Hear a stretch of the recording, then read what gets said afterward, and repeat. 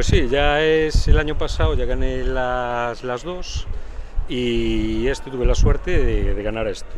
Lo mejor, lo que más mi ilusión me hace, pues es llevarme el jamón pavoede y compartirlo con todo el equipo, son gente maravillosa, maravillosa. Bueno, habitualmente o torneo municipal, bueno, sobre todo en los últimos años disputábase en Boedo, este ano xogou polo menos o Boedo, hai que dicir que xogou fora.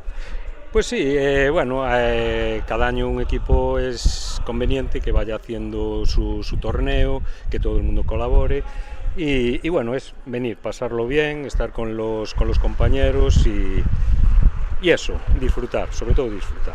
Bueno, buena forma de rematar a temporada e así en xeral, tanto ti personalmente como tamén no equipo, como facemos facer o balance final? Pues muy bueno, muy bueno. Cada año pues se va mejorando un poquito más. Lo del entreno ya es más complicado por el trabajo y todo eso, pero bueno, cada año pues es un divertimiento que estamos para todo el equipo y para toda la gente que participa. Y bueno, pues poco más se puede añadir, muy poco más. Bueno, pues enhoraboa por este éxito e deixamos a que vayas porque creo que están xa repartindo aí os trofeos. Venga, pues muchísimas gracias. Gracias a ti. Venga, un saludo.